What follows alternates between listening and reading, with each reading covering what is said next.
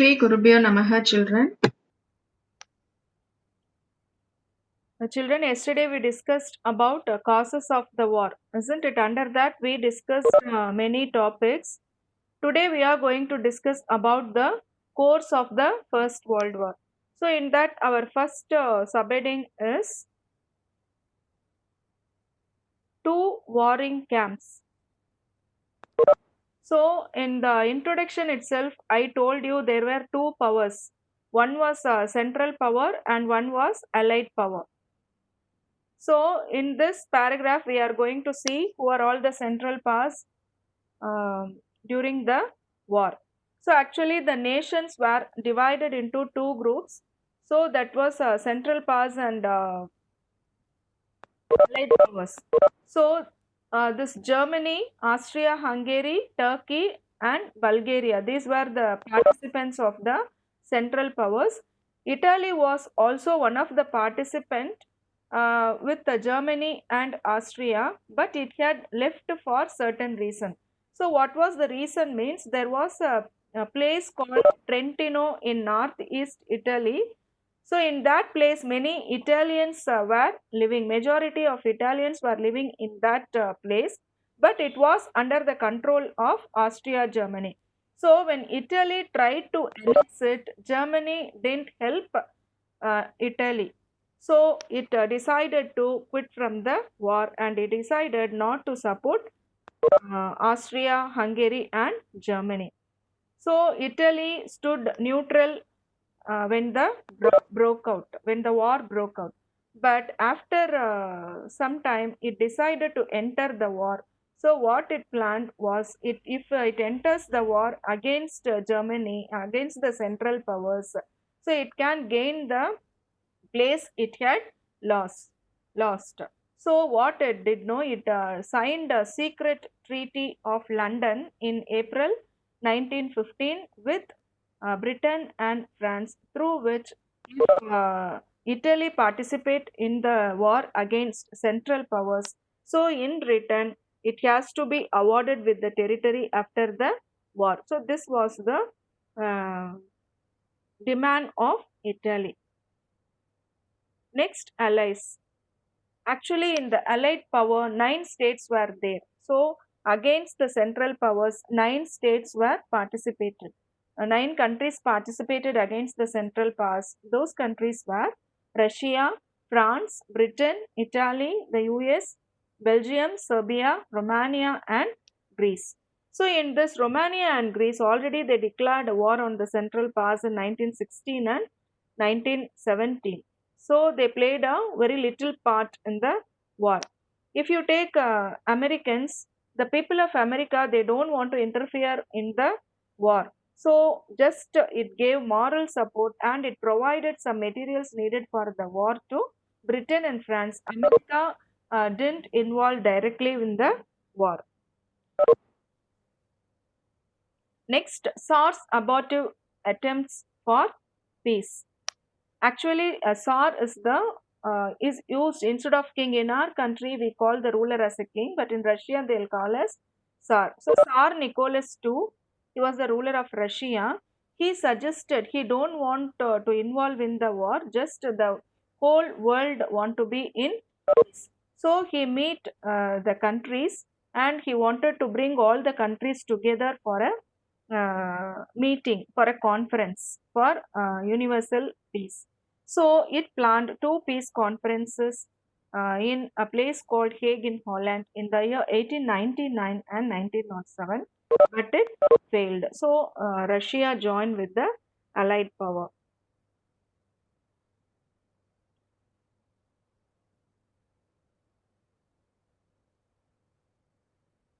Next, war in Western or French front.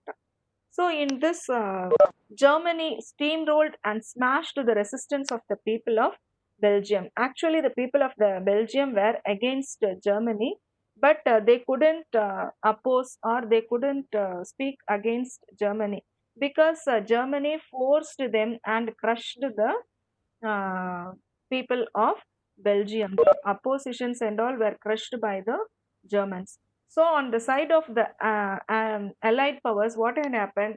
the burden of the war fell on the French army. So it was assumed that Paris will lose all its power definitely.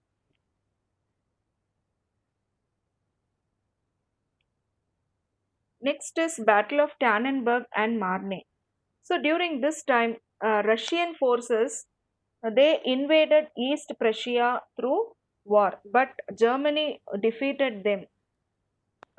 So in Battle of Tannenberg, Russia suffered heavy losses. So as Russia suffered heavy losses, but this became a turning point and it released the pressure of the war in the Western Front. So French army it tried very hard and it invaded the Germans. So the Battle of Marne, the French succeeded and in pushing back the Germans away. So Paris actually, in the previous paragraph, we discussed that Paris is going to lose all its power. But here the Paris was saved as the French invaded the Germans and they pushed back the Germans. Thus, Paris was saved. So the Battle of Marne is a memorable for trench warfare. So trench warfare is not is you can see in this picture, no, ditches will be dig and in that soldiers can protect themselves from the enemies. So the weapons they needed and food and the essentials whatever the soldiers need it will be provided and it will be planned in a such a way in a parallel manner to each other in a zigzag condition so that no enemy standing at one end could shoot the other one and there will be few yards down its length, so its length everything will be planned in such a way and it will be designed in such a way through which food weapons and if troops they need extra soldiers mail orders everything can be easily developed to them because the bullets and shells through air warfare. So to protect themselves from the air warfare, they used to protect themselves in these trenches. Now our next topic is Battle of Verdun. Between February and July 1916, the Germans attacked Verdun. So actually, Verdun was a famous fortress under the French. So the battle was taking place for 5 months. In that 2 million soldiers participated, and half of them were killed. So the British offensive against Germans. So in the other hand, the Britishers were against Germans in the near the river Somme. So in the 4 month battle of Somme, Britain lost 20,000 men on the first day. So in that battle, the first day itself, Britain lost 20,000 men on the first day. So the Battle of Verdun, it decided the fortunes of the war in favor of the Allies. So what it decided, definitely Allied power is going to win the war. So it decided war in Eastern or Russian front. So in the Eastern front, these Russian troops they were defeating the Austrians continuously, but in turn, Germans defeated the Russians. Russians worst trained soldiers and they didn't provide proper weapons to the soldiers. So, worst trained and equipped army, and therefore Russian losses were the greatest. So, it faced a lot of loss in that war. So, in 1917, the Tsarist regime in Russia overthrown in a revolution. Actually, I told you what is who is a Tsar, isn't it? So, one Tsarist regime in Russia, he was overthrown. There was a revolution against him, and it was called October Revolution. So, through that October Revolution, he was overthrown. So Russia wanted peace, and consequently it signed the Treaty of Brest-Litovsk with Germany. So from this, as Russia became weak, it was ready to sign a treaty with Germany, and it was called Treaty of Brest-Litovsk. It was signed on 3rd March 1918. So after this, as Russia came down for the signing the treaty, Germans became very powerful and strong, and the scene was like that the Allied power is going to lose in the war. But at last, what happened? USA. In the first paragraph, I told you actually the Americans, they were not interested to interfere in the war, so indirectly they were helping, isn't it? But here USA came to rescue and played the final decisive role, definite role in crushing Germany. Now, minor theaters of the war in the Middle East. So, what is the condition in the Middle East? So, Turkey also fought on the side of the Central Powers. Though Turkey met with initial success and the Allies suffered reverses, actually in the previous paragraph, it was like that Allies going to win the war. Here, what is happening? Turkey was also on the side of the Central Powers. So even though Turkey was continuously winning in the war, allies were losing, especially in the regions of Mesopotamia and Gallipoli. But at last, Turkey was defeated. But it was assumed that allies were going to lose. But at last, Turkey was defeated by the Allied power. So during that time, the Turks tried to attack Suez Canal, but in vain. But it couldn't succeed. Britain attacked Turkey in three places, that was Iraq, in Palestine, and Syria. Britishers, they started to attack Turkey in these places, and in Arabia, taking advantage of the growing nationalism, a revolt was engineered. So in Arabia, nationalism means love for one's country. So because of nationalism was growing in that region. So this Britishers, they took that as an advantage, and they started a revolt using that nationalism, and the revolt was started by a British agent.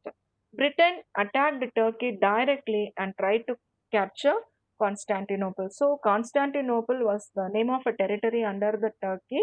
Britain attacked Turkey and it captured Constantinople, but the Turks they were fighting for that bravely. In the Far East, so China also joined the allied nations. In the previous paragraphs we discussed, there was a war between Japan and China, isn't it? So already some places were under the control of China. Now Japan was under the control of Japan. Now Japan, it decided to capture one more province called Kiacho. Actually, this Kiacho was given by the Germans to the China. It was the name of a province in Shantung.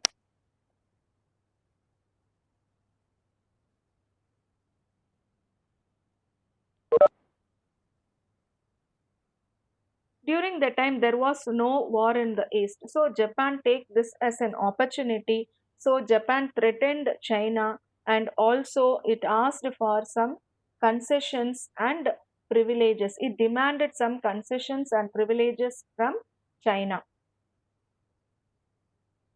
In the Balkans, the Austro-German army, it joined with Bulgaria to crush Serbia. In yesterday, while discussing the causes of the war, we discussed about this in detail, isn't it? So Austro-German uh, combined with Bulgaria, and they crushed Serbia. So now, Serbia also came under the German rule. In the meantime, Romania was watching the course of the war, and it joined the Allied power. And Romania also passed under Austro-German occupation, under the control of Austro-Germans. Now, fate of colonies of Germany in Africa. So, what is the condition of the colonies in Africa? The German colonies in Western and Eastern Africa were also attacked by the Allied power. So, first paragraph in introduction itself we discussed, isn't it? There were scramble of colonies between the countries, isn't it?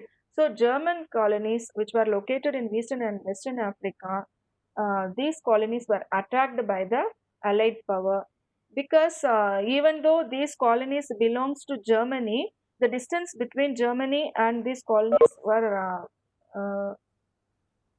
it is far from Germany, so they could not receive any immediate help.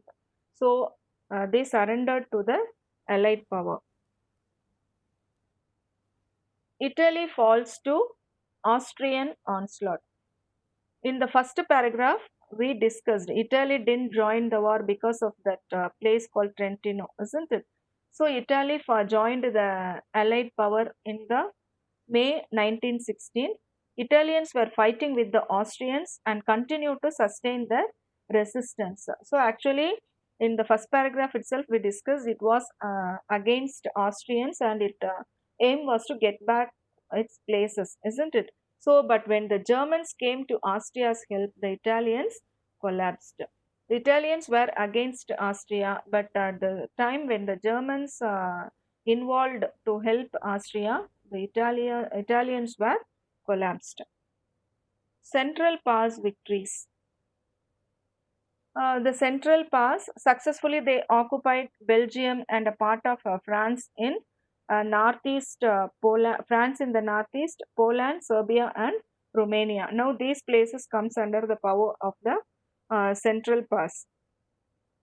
So the main center of the struggle uh, was the Western Front and the seas. Actually, all the sea routes were under the control of Allied power. So, what they did, this as the countries that belongs to Central power. So, through the sea route only they can get food and amenities, whatever it may be, weapons and all. So, that Allied power they started to take control over the sea routes and they cut the supply of food and other materials reaching to the Central power. So, automatically in Germany and Austria women and children suffered from hunger and privation. So they couldn't live, even their basic needs couldn't be met. So, especially women and children suffered a lot for food and other things. So, Germany attacked England by air. So, already sea route is under the control of the Allied powers, isn't it?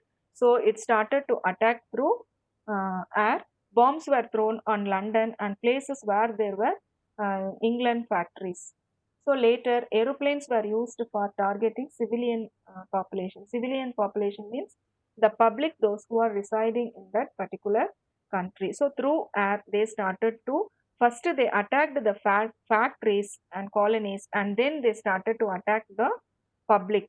So Germans introduced poison gas, and soon both sides resorted to its use. Okay. Now, naval battles and America's entry into the war. So, naval battle means naval forces, they will be fighting in the seas. So, in the North Sea, they started the naval battle.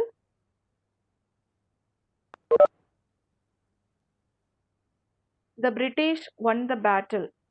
Thereafter, Germany started their submarine warfare. Actually, already sea route was under the control of the Allied powers, isn't it? Thereafter, in that naval battle, British won. So Germany started their submarine warfare. Submarine, it is a type of ship. It can, um it will be. We can find submarines only under the water. So submarines warfare means they will be using submarines to wage war, especially under the seas. So Germany started to use its submarines against the Allied power.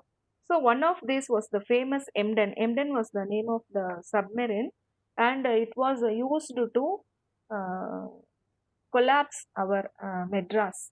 So as a countermeasure to blockade to the blockade, the Germans proclaimed in January 1917 that they would sink even neutral ships. Say they never bother whether that particular country is involved in the war or not. So they planned to destroy all the ships under the water. So the target of the German submarines, it destroyed all the ships, whether that country is a participant in the war or not. For example, Lusitania, it is the name of an American ship. Okay, it was also destroyed by the German submarine. So there was a lot of resentment in the USA. Resentment means treated unfairly. So USA, even though it didn't involve in the war, its ships was destroyed. So President Wilson declared war against Germany in April 1917. So America's entry with its enormous resources made Allied victory a foregone conclusion. So America's entry only decided the Allied powers' victory. In this picture, you can see this is the name of the ship Emden, and this is a Lusitania ship. It belonged to America. And here, German submarines were extremely effective. 600 merchant ships were sunk. This is the German submarine they used.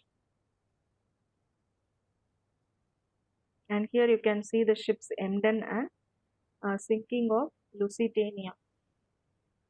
Okay, children, we discussed the course of the war. Tomorrow we will be discussing the next topic. Thank you, children.